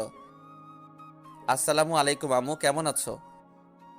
এতদিন পর তোর এই আম্মুর কথা মনে পড়ছে? সরি আম্মু, আমার ভুল হয়ে গেছে, আর কখনো এমন ভুল করব না। ঠিক আছে, এখন ভিতরে আয়। রাফি তার রুমে আছে, তুই ওর রুমে যা। আমি কফি পাঠিয়ে দিচ্ছি। ঠিক আছে আম্মু। আমি ভিতরে ঢুকে ওপরে রাফির রুমে যেতে লাগলাম। এবার আপনাদের বলি, রাফির আম্মু জানে আমার আব্বু আম্মু নেই, আমি একটা এতিম ছেলে। তখন রাফির আম্মু আমাকে বলে, কে বলেছে তোর আব্বু আম্মু নেই? আজকে আমি তোর আম্মু, এখন থেকে আমাকে আম্মু বলে ডাকবি। এখন আমার 2 ছেলে। এরপর থেকে রাফির আম্মুকে আমি আম্মু বলে ডাকি। রাফির রুমে এসে দেখি রাফি বিছানায় শুয়ে মোবাইল টিপতে আছে। আমাকে দেখে উঠে বসলো। কিরে, তুই কখন আসলি? এই তো কিছুক্ষণ আগে। তা তুই আসবি, আমাকে তো বললি না। আমি তো এমনি আসি নাই, আপুর বিয়ের সব দায়িত্ব আঙ্কেল আমাকে দিছে। আমি তো একা একা সবকিছু করতে পারবো না, তাই তোকে নিয়ে সবকিছু করব। নিজের ভালোবাসার মানুষের বিয়ের সব দায়িত্ব তুই পালন করবি, তোর কি একটুও কষ্ট হচ্ছে না? কষ্ট হলে তো কিছুই করার নেই। আঙ্কেল আন্টি সুখের জন্য আমি সবকিছু করতে রাজি আছি। এখন তাড়াতাড়ি রেডি হয়ে নে, হাতে অনেক কাজ আছে। ঠিক আছে, তুই বস, আমি ফ্রেশ হয়ে আসছি। এই বলে রাফি ওয়াশরুমে ঢুকে ফ্রেশ হয়ে আসলো। আম্মু এসে আমাদেরকে কফি দিয়ে গেল। দুজনে কফি খেয়ে আম্মুর থেকে বিদায় নিয়ে বাহিরে চলে আসলাম। বাইক নিয়ে দুজনে বেরিয়ে পড়লাম। প্রথমে বিয়ের কার্ডের অর্ডার দিলাম, তারপর বাকি যে কাজ ছিল সব কিছুর কাজ ছেড়ে বাসায় চলে আসলাম। রাফি আমাকে বাসার সামনে নামিয়ে দিয়ে চলে গেল। আমি বাসার ভিতরে ঢুকে কলিং বেল চাপ দেওয়ার পর খালা এসে দরজা খুলে দিল। সব কাজ শেষ করে আসতে সন্ধ্যা হয়ে গেছে। আমি আর বাহিরে দুপুরে খাবার খেলাম। ভিতরে ঢুকে দেখে আঙ্কেল আন্টি সোফায় বসে কফি খাচ্ছে আর কথা বলছে। আমাকে দেখে আঙ্কেল ডাক দিল। আমি গিয়ে তাদের পাশে বসলাম। রাসেল, সব কাজ কি শেষ? জি আঙ্কেল, কালকে সকালে ডেকোরেশনের সব লোক মালপত্র নিয়ে চলে আসবে, আর বিয়ের কার্ড কালকে বিকালে নিয়ে আসতে বলছে। ফুলের লোক গায়ে হলুদের দিন সকালে আসবে। ঠিক আছে, তুমি এখন রুমে গিয়ে ফ্রেশ হয়ে কিছুক্ষণ রেস্ট নাও, কালকে আবার কাজে লেগে পড়তে হবে। ঠিক আছে আঙ্কেল। এই বলে নিজের রুমে চলে আসলাম। ওয়াশরুমে ঢুকে ফ্রেশ হয়ে বিছানায় শুয়ে পড়লাম। রাতে খাবার খাওয়ার জন্য খালা ডেকে গেছে, তাই বিছানা থেকে উঠে নিচে চলে আসলাম। টেবিলের সামনে গিয়ে দেখি আঙ্কেল আন্টি আর আপু বসে আছে। আমি একটা চেয়ার টেনে বসলাম। আন্টি খাবার বেড়ে দিল। আপুর দিকে তাকিয়ে দেখি এক মনে খাবার খেয়ে যাচ্ছে। আমার দিকে একটাবার তাকালো না। আমি খাবার খেয়ে নিজের রুমে চলে আসলাম। তারপর বিছানায় শুয়ে পড়লাম। পরের দিন বিকালে বিয়ের কার্ড নিয়ে আসলাম। তখন আমি আঙ্কেলকে বললাম, আঙ্কেল বিয়ের কার্ডগুলো কি করব? তোমার বন্ধু বান্ধব কতজন আছে তাদের একটা করে দিয়ে এসো, আমি কিছু রাখছি, আর বাকিগুলো নাদিয়াকে দিয়ে দেয়। আঙ্কেল আমার তেমন বন্ধু নেই, আমার একমাত্র বন্ধু শুধু রাফি এবং তার পরিবার। ঠিক আছে, তাদের বিয়ের কার্ড দিয়ে এসো, আমি কিছু রাখছি, বাকিগুলো নাদিয়াকে দিয়ে আয়। আঙ্কেল কিছু কার্ড রাখলো। বাকিগুলো নিয়ে আপুর রুমের সামনে গেলাম। বাহির থেকে বললাম, আপু ভিতরে আসতে পারি? আয়। আমি ভিতরে ঢুকে দেখি আপু বিছানায় বসে আছে, কিন্তু অবাক করার বিষয় হলো আপুর চোখ দুটো লাল হয়ে আছে। আমাকে দেখে বলল, কেন এসেছিস? আসলে আপু, আঙ্কেল বলেছে বিয়ের কার্ডগুলো তোমাকে দিতে, তোমার বন্ধু বান্ধবকে দেওয়ার জন্য। ঠিক আছে, রেখে যা। আমি বিছানার উপরে কার্ডগুলো রেখে যেই না রুম থেকে বেরিয়ে যাব, তখন আপু আমাকে পেছন থেকে জড়িয়ে ধরে কান্না করে দিল। আমি আপুকে আমার দিকে ঘুরিয়ে বললাম, আপু তুমি কান্না করছো কেন? তুই কি মানুষ নাকি অন্য কিছু? আপু হঠাৎ এ কথা বলল কেন? আমাকে রিয়া ফোন করে সব বলে দিছে। তুই আমাকে ভালোবাসার কথা বললি না কেন? আমি তোমাকে যেদিন বলতে যাব সেদিন দেখি তোমাকে ছেলেপক্ষ দেখতে এসেছে, তাই আর বলি নাই। তুই তো আমাকে একটাবার বলে দেখতি তোকে আমি এখনো অনেক ভালোবাসি। সেটা আর কখনো সম্ভব না। তোমার বিয়ে ঠিক হয়ে গেছে। এই বিয়েতে আঙ্কেল আন্টি অনেক খুশি। আমি চাই না তাদের মনে কষ্ট দিতে। তুই মা বাবার সুখের কথা চিন্তা করে নিজের ভালোবাসা কোরবানি দিবি? এছাড়া আমার কোনো উপায় নেই। ঠিক আছে, তুই যখন মা বাবার সুখের কথা চিন্তা করে আমাকে বিয়ে করবি না, তাহলে আমি রনিকে বিয়ে করব। কিন্তু কখনো রনিকে স্বামীর অধিকার দিব না। আমি তোকে ভালোবাসি আর সারা জীবন বেঁচে যাব। আপু তুমি এমন পাগলামি করো না। আমাকে তুমি ভুলে যাও। নিজের বাবা মার কথা একটাবার চিন্তা করো। তোমার এই বিয়েতে তারা অনেক খুশি। তুই আমার রুম থেকে বেরিয়ে যা। যে ছেলে নিজের ভালোবাসার মানুষকে অন্য ছেলের হাতে তুলে দিতে রাজি আছে, সে কখনো কাউকে ভালোবাসতে পারে না। আমি আর কোনো কথা না বলে নিজের রুমে চলে আসলাম। নিজের চোখ দিয়ে 2 ফোঁটা পানি পড়ে গেল। আপু, আমি তোমাকে অনেক ভালোবাসি। তুমি যদি আমার জায়গায় হতে, তাহলে তুমি তাই করতে। আমার কিছু করার নেই। দেখতে দেখতে বিয়ের দিন চলে এসেছে। আপুর বিয়েতে সবাই এসেছে। আজকে আপুর গায়ে হলুদ। আপুকে স্টেজে আনা হয়েছে। এক এক করে সবাই আপুকে হলুদ লাগাতে লাগলো। আমি একটু দূরে দাঁড়িয়ে দাঁড়িয়ে দেখতে লাগলাম। হলুদ শাড়িতে আপুকে অনেক সুন্দর লাগছে, যেন একটা পরী সামনে বসে আছে। রিয়া আমার সামনে এসে বলল, কি রে, এখানে দাঁড়িয়েছিস কেন? এমনি দাঁড়িয়ে আছি। তুই কি মনে করেছিস আমি কিছু বুঝি না? এখনো সময় আছে। তুই মামা মামিকে সবকিছু খুলে বল। না রে, আমি চাই না তাদের মনে কষ্ট দিতে। তোর কি কষ্ট হচ্ছে না? আমি চুপ হয়ে গেলাম। মনে মনে বললাম, আমার ভিতরটা ফেটে যাচ্ছে, কিন্তু আমি এখন কি করব? আমাকে চুপ থাকতে দেখে রিয়া আবার বলল, কি রে, কথা বলছিস না কেন? আমার ভালো লাগছে না, তুই আমাকে একটু একা থাকতে দে। রিয়া আর কোনো কথা না বলে চলে গেল। হঠাৎ আঙ্কেল আমার সামনে এসে বলল, কি ব্যাপার রাসেল, তুমি এখানে দাঁড়িয়ে আছো কেন? যাও নাদিয়াকে হলুদ লাগিয়ে দিয়ে আসো। যাচ্ছি আঙ্কেল। বলে স্টেজে উঠে নাদিয়া আপুর সাথে বসলাম। আপু আমার দিকে করুণ চোখে তাকালো। আমি একটু হলুদ আপুর গালে লাগিয়ে দিলাম। তারপর মিষ্টি আপুর মুখের সামনে ধরলাম, কিন্তু আপু খাচ্ছে না, আমার দিকে তাকিয়ে আছে।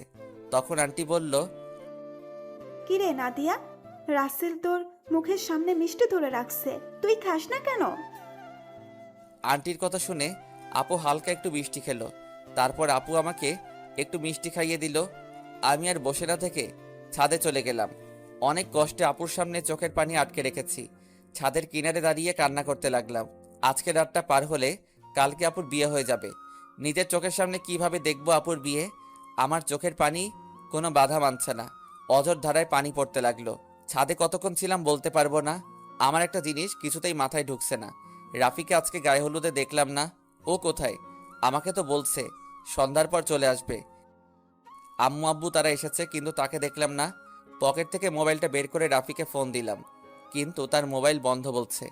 আমি আর কিছু না ভেবেই নিচে নামতে যাব, হঠাৎ ছাদে কারো আসার শব্দ পেলাম। নিচের দিকে তাকিয়ে দেখি আপু ছাদের দিকে আসছে। আপু আমাকে দেখে হাত ধরে টেনে ছাদের কিনারে নিয়ে আসলো। তখন আপু বলল, নিজেকে এত কষ্ট দিচ্ছিস কেন রাসেল? এখনো সময় আছে। তুই আব্বু আম্মুকে সবকিছু খুলে বল। তুই যদি বলতে ভয় পাস তাহলে আমি বলি। না আপু, তুমি এই কাজ কখনো করবে না। তারা শুনলে অনেক কষ্ট পাবে। আমি চাই না তারা আমার কথা শুনে কষ্ট পাক। তুই কি পারবি আমাকে ছেড়ে থাকতে? আমাকে পারতেই হবে। রাসেল, শেষবারের মতো আমার একটা কথা রাখবি? কি কথা বলো? তুই কালকে আমার সামনে আসিস না। আমি তোকে সামনে দেখলে কবুল বলতে পারবো না। ঠিক আছে, আমি তোমার সামনে থাকবো না। আমাকে জড়িয়ে ধরে একটা কিস করবি? কালকের পর তো অন্য পুরুষের সাথে থাকতে হবে। এখানে অন্য পুরুষ কোথায় থেকে আসলো? সে তো হবে তোমার স্বামী। কিন্তু আমি তো তাকে কখনো স্বামী হিসেবে মানবো না। আমি শুধু তোকে ভালোবাসি। প্লিজ আপু, তুমি আমাকে ভুলে যাও। স্বামী সংসার নিয়ে নতুন জীবন শুরু করো। আমি কখনো তোকে ছাড়া নতুন জীবন শুরু করতে পারবো না। আপু, তোমাকে আমার কসম দিয়ে বলছি, তুমি আঙ্কেল আন্টির মনে কষ্ট দিও না। সব বাবা মা চায় তার মেয়ে যেন সুখী থাকে। ঠিক আছে, তুই যা বলছিস তাই হবে। এখন আমাকে শেষবারের মতো জড়িয়ে ধরে একটা কিস কর। তোর কাছে এটাই আমার শেষ চাওয়া। আপু, তোমাকে জড়িয়ে ধরতে পারবো কিন্তু কিস করতে পারবো না। এটা একমাত্র তোমার স্বামীর অধিকার। ঠিক আছে, তাহলে জড়িয়ে ধর। আমি আপুকে জড়িয়ে ধরলাম। আপু শুধু চোখের পানি ফেলছে। আমাকে কিছুক্ষণ জড়িয়ে ধরে নিচে নেমে গেল। পরের দিন আমি কাজে বিজি থাকতে শুরু করলাম। সবকিছু ঠিকঠাক মতো দেখিয়ে দিতে লাগলাম। কিছুক্ষণ পর আম্মু আমার সামনে আসলো। কিরে রাসেল, তোকে গতকাল থেকে ঠিকভাবে দেখতে পাচ্ছি না। কোথায় কোথায় থাকিস? আসলে আম্মু, আপুর বিয়ের সব দায়িত্ব আমার হাতে, তাই কাজে কামে এদিক ওদিক দৌড়াতেছিলাম। তোর চোখ দুটো দেখে লাল হয়ে আছে, কি হয়েছে তোর? আমার কিছু হয়নি আম্মু, এমনি রাতে একটু ঘুম কম হয়েছে। বেশি রাতে ঘুমাইছি তো, আবার সকাল সকাল ঘুম থেকে উঠে কাজে লেগে পড়ছি। ঠিক আছে, তুই থাক, ভেতরে যাচ্ছি। ওকে আম্মু। আচ্ছা আম্মু, রাফি কোথায়? কালকে থেকে রাফিকে দেখছি না, ওর মোবাইলও বন্ধ। আমাকে তো বলছে তার কি একটা কাজ আছে, তাই সে আসতে পারবে না, কিন্তু আজকে দুপুরে চলে আসবে বলছে। মোবাইল বন্ধ কেন সেটা তো বলতে পারবো না। ও, আম্মু আর কোনো কথা না বলে চলে গেল। আমি আবার কাজে লেগে পড়লাম। দেখতে দেখতে দুলা আসার সময় হয়ে গেছে। এদিকে আমার সবকিছু ঠিকঠাক মতো হয়ে গেছে। আমি রুমে এসে ফ্রেশ হয়ে একটা পাঞ্জাবি গায়ে দিয়ে রুম থেকে বেরিয়ে যেতেই হঠাৎ রিয়া আমার রুমে আসলো। কিরে, তুই হঠাৎ আমার রুমে? রাসেল, তোর অনেক কষ্ট হচ্ছে তাই না রে? আমি সব কষ্ট মাটি চাপা দিয়ে দিছি। হয়তো নাদিয়া আপু আমার কপালে ছিল না, তাই এরকম আমার সাথে হয়েছে। আমি তার জন্য দোয়া করি, সে যেন স্বামী সংসার নিয়ে সুখে থাকে। তোকে কিছু বলার ভাষা নেই আমার। তুই আসলে মানুষ না, তুই একটা ফেরেশতা। ঠিক আছে, দুলা আসার সময় হয়ে গেছে, এখন বাহিরে যেতে হবে। চল দুজনে একসাথে যাই।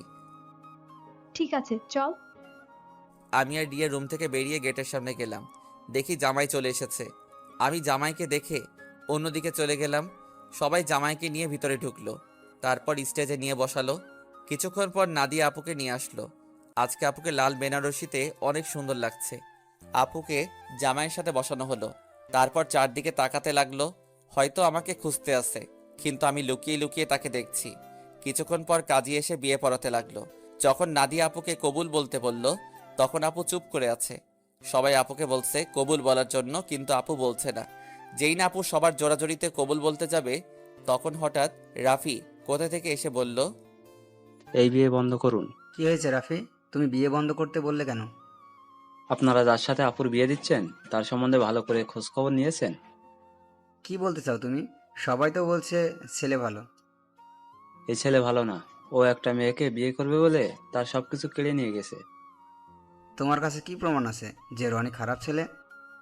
আমি জানতাম আপনারা এটাই বলবেন, তাই তো ওই মেয়েটাকে সাথে করে নিয়ে এসেছি। কোথায় আপু, সামনে এসো।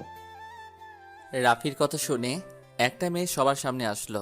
মেয়েটাকে দেখে রনির চোখ বড় বড় হয়ে গেল। তখন রাফি বলল, বোন, তুমি সবার কাছে সত্যিটা খুলে বলো। আমার নাম মিম। রনির আর আমার 1 বছরের রিলেশন। সে আমাকে বিয়ে করবে বলে আমার সব কিছু কেড়ে নিয়ে গেছে।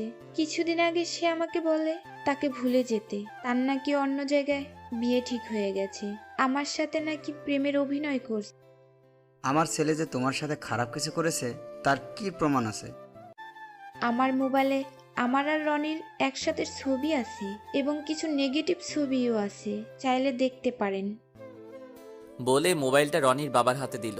তখন রনির আব্বু বলল, আমি তোমাদের দুজনের ছবি শুধু দেখেছি, আর ওগুলো দেখতে চাই না।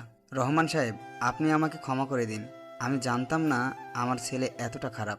যদি জানতাম তাহলে কখনো আপনার মেয়ের জন্য বিয়ের প্রস্তাব নিয়ে আসতাম না।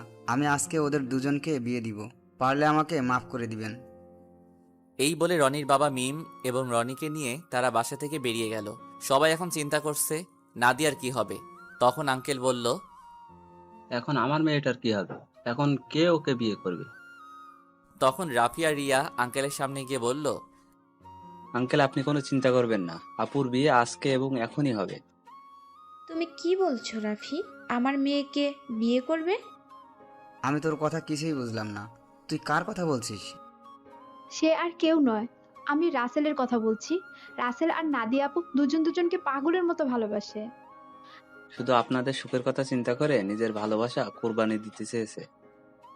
কারণ মামা, তুমি ওকে রাস্তা থেকে তুলে নিয়ে এসে বাসায় ঠাঁই দিয়েছো, তাই তোমাদের নুন খেয়ে তোমাদের মন নষ্ট করতে দিতে চাইনি। আমি আপনাদের সবকিছু খুলে বলি। তারপর সবকিছু খুলে বললাম। আঙ্কেল রাফির কথা শুনে আমার সামনে সে ঠাস করে একটা থাপ্পড় মেরে বলতে লাগলো, নিজেকে খুব মহান মনে করছিস তাই না? তোকে আমি বাইরের ছেলে মনে করেছি? তুই কেন এমন করছিস? আমি তোমাদের সাথে প্রতারণা করতে পারবো না। আমি আপনাদের দুজনকে সবসময় নিজের মা বাবার মতো দেখে এসেছি। আপনি একটা এতিম ছেলেকে ঠাঁই দিয়ে নতুন জীবন দিয়েছেন। আমি কি করে আপনাদের মনে কষ্ট দেই? আরে, আমি তোকে কখনো অন্যভাবে দেখিনি। আমি তোকে নিজের ছেলের মতো জানি। তুই আমাদের কাছে একটা বার বলে দেখতি, আমি কখনো মানা করতাম না। এটা শুনে আমি আরো খুশি হয়েছি।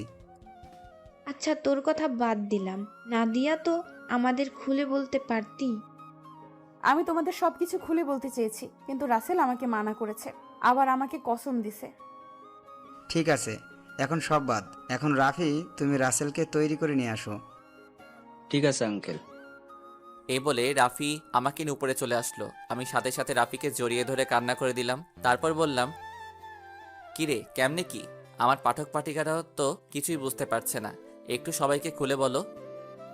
ঠিক আছে, বলছি। আমি গতকাল দুপুরে মার্কেটে যাচ্ছিলাম আপুর বিয়ের উপহার কিনতে। তখন হঠাৎ দেখি একটা মেয়ে রনির মতো একটা ছেলের সাথে কথা বলছে। হঠাৎ ছেলেটা মেয়েটাকে ঠাস করে 2টা থাপ্পড় মেরে চলে যায়। ছেলেটা যে সময় গাড়িতে উঠবে তখন তার চেহারা দেখে অবাক হয়ে যায়, কারণ সে ছিল রনি ভাই। আমি আর দাঁড়িয়ে না থেকে মেয়েটার কাছে গেলাম। তখন তাকে জিজ্ঞেস করি, ওই ছেলেটার সাথে তোমার কি সম্পর্ক? তারপর মেয়েটি সব খুলে বলে। কি বলেছে আপনারা তো সব জানেন।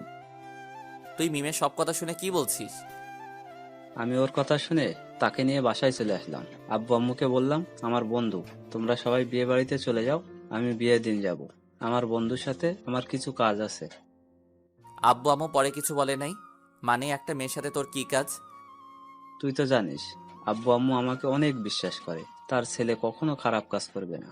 আব্বু আম্মু চলে আসার পর কোনো রকম রাতটা কাটিয়ে পরের দিন বিয়ে বাড়িতে নিয়ে আসলাম। আমি সবার সামনে রনির মুখোশ খুলে দেওয়ার জন্য বিয়ের দিন মিমকে নিয়ে আসি। আজকে তোর কারণে আমার ভালোবাসার মানুষকে আপন করে পেয়েছি। তোর এই ঋণ কখনো শোধ করতে পারবো না। হয়েছে হয়েছে, তোর ঋণ শোধ করা লাগবে না, শুধু আমার একটা হেল্প করে দিতে হবে। বল, তোর কি হেল্প লাগবে? আমার সাথে একটা মেয়ে দাঁড়িয়ে যখন আঙ্কেলের সাথে কথা বলছে, ওই মেয়েটাকে আমার পছন্দ হয়েছে। ওর সাথে আমার লাইনটা ক্লিয়ার করে দিবি। তার মানে তুই রিয়ার কথা বলছিস? আরে তোকে তো ওর কথা বলছি। মানে, আমি তো কিছুই বুঝতে পারছি না। তোকে বলছি না, আমাকে আপুর মামাতো বোন রিয়া প্রপোজ করছে, এই সেই মেয়ে। কি? তার মানে ওই সেই রিয়া? কিন্তু চেহারা তো কিন্তু মার্শাল্লাহ। এখন আমার সাথে লাইনটা করে দে। ঠিক আছে, দিব, আগে আমার বিয়েটা শেষ হোক। ঠিক আছে, এখন ফ্রেশ হয়ে আয়, আমাদের জন্য সবাই অপেক্ষা করছে। আমি আর কোনো কথা না বলে ওয়াশরুমে ঢুকে ফ্রেশ হয়ে একটা পাঞ্জাবি গায়ে দিয়ে রাফির সাথে নিচে চলে আসলাম। আমাকে নিয়ে আপুর পাশে নিয়ে বসালো। তখন আপু আমার কানের কাছে মুখ এনে বলল, আজকে তোর খবর আছে, শুধু বিয়েটা হয়ে যেতে দে। তুই আমাকে অনেক কষ্ট দিয়েছিস। সেটা বাসর ঘরে দেখা যাবে। আমিও কিন্তু কম কষ্ট পাইনি। কাজী বিয়ে পড়ানো শুরু করলো। আগে আপুকে কবুল বলতে বলল, আপু সাথে সাথে কবুল বলে ফেলল। সবাই মুচকি মুচকি হাসছে। এবার আমাকে বলতে বলল, কিন্তু আমি বলছি না, আমি আপুকে একটু লাগানোর জন্য দেরি করছি। আপু আমাকে কনুই দিয়ে গুতা দিল। আমি সাথে সাথে কবুল বলে ফেললাম। সবাই জোরে জোরে হাসা শুরু করলো। তারপর কাজী মোনাজাত ধরলো। সবাই আমাদের জন্য দোয়া করলো। তারপর সবাই খাওয়া দাওয়া করে বাসায় চলে গেল। আব্বু আম্মু আমার কাছ থেকে বিদায় নিয়ে চলে গেল। রাফি আমার সাথে থেকে গেল। এখন আমি আর রাফি ছাদে বসে আছি। ছাদে আসার সময় রিয়াকে বলেছি ছাদে আসার জন্য। আমি আর রাফি বসে বসে কথা বলছি। কিছুক্ষণ পর রিয়া ছাদে আসলো। তখন আমি বললাম, কি রে, তোর আসতে এত দেরি হলো কেন? দেরি কি আর এমনি হয়েছে? তোর বাসর ঘর সাজাতে দেরি হয়ে গেছে। এখন বল, কি জন্য ডাকলি? হুম হুম। আজকে বিয়েবাড়িতে একটা ছেলে তোকে দেখে পছন্দ করে, সে নাকি তোর সাথে প্রেম করতে চায়। আমার কথা শুনে রাফি মাথা নিচু করে ফেলছে। তখন রিয়া বলল, ছেলেটাকে জানতে পারি? সে আর কেউ নয়, আমার কলিজা, আমার জানের বন্ধু রাফি। তাহলে না বলে তোকে বলতে বলছে কেন? আসলে আজ পর্যন্ত রাফি কোনো মেয়ের সাথে প্রেম করে নাই। কেন জানি তোকে দেখে পছন্দ হয়, কিন্তু লজ্জার কারণে বলতে পারছে না, তাই আমাকে বলল তোর সাথে লাইন করে দেওয়ার জন্য। ঠিক আছে, তুই রুমে যা। আপু রুমে তোর জন্য অপেক্ষা করছে বাসর ঘরে। আমার অনেক ভয় করছে রে। এত ভয় কিসের? হুম, বিড়ালটা ঠিক মতো মারিস। ওই, এই বিড়াল আবার কোথায় থেকে আসলো? সেটা বাসর ঘরে গেলে আপু তোকে দেখিয়ে দিবে। এখন তুই যা, আমি ওর সাথে কথা বলবো। আচ্ছা ঠিক আছে, যাচ্ছি। আমার বন্ধুর যেন কিছু না হয়, তাহলে কিন্তু তোর মাথা ফাটিয়ে ফেলবো। ওই, আমার জামাইয়ের সাথে আর আমি যেটাই করি তোর সমস্যা কি? হুম। কি? তার মানে তুই রাজি? আরে ওকে তো প্রথম দেখে আমি প্রেমে পড়ে গেছি, এখানে রাজি হওয়ার কি আছে? তুই বাসর ঘরে যা, আমি আমার জানের সাথে একটু রোমান্স করি। তাহলে তোরা থাক, আমি গেলাম। আমি আর কোনো কথা না বলে বাসর ঘরের সামনে চলে আসলাম। দোয়া দরুদ পরে আস্তে আস্তে রুমে ঢুকলাম। তারপর দরজা বন্ধ করে দিলাম। দরজা বন্ধ করে বিছানার দিকে তাকিয়ে যেটা দেখলাম, সেটা দেখে আমি পুরো অবাক হয়ে গেলাম। দেখি নাদিয়া আপু একটা লাঠি নিয়ে বিছানায় বসে আছে। আমি আপুর সামনে গেলাম। তখন আমি বললাম, আপু, তুমি লাঠি নিয়ে বসে আছো কেন? ঠাস করে একটা বাড়ি মেরে দিল। তখন আমি বললাম, তুমি আমাকে মারলে কেন? প্রথমে আপু বললি কেন? আপুকে আপু বলবো না তো কি বলবো? আবার ঠাস করে আরেকটা বাড়ি মারলো। তখন নাদিয়া বলল, আর একবার যদি আপু বলে ডাকিস তাহলে তোর মাথা ফাটিয়ে দেব। এখন থেকে আমার নাম এবং তুমি করে বলবি। তুমি করে তো সব সময় বলি, কিন্তু নাম ধরে কিভাবে বলবো? তুমি তো আমার থেকে বড়। কারণ এখন আমি তোর স্ত্রী, আমাকে নাম ধরে ডাকবি। ঠিক আছে, এখন থেকে নাম ধরে ডাকবো। তো এতক্ষণ কোথায় ছিলি? তোর আসতে এত লেট হলো কেন?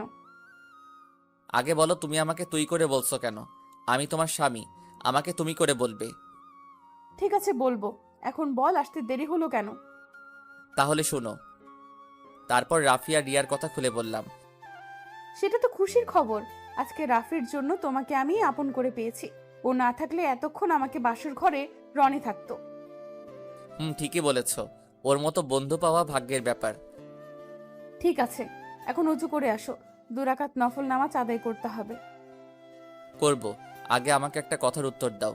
বিয়ের আগে তোমাকে দেখছি সব সময় কার সাথে যেন হেসে হেসে কথা বলতে। তুমি কার সাথে কথা বলতে? নাদিয়া আমার কথা শুনে হাসতে হাসতে বলল, আরে পাগল, এটা আমি অভিনয় করছি। আমি তোমার সামনে মোবাইল নিয়ে অন্য ছেলের সাথে কথা বলার অভিনয় করছি এবং তোমাকে এড়িয়ে চলছি। তুই এগুলো সহ্য করতে না পেরে যেন আমাকে ভালোবাসার কথা বলিস, কিন্তু হাদারাম, তুমি আমাকে কখনোই বলো নাই।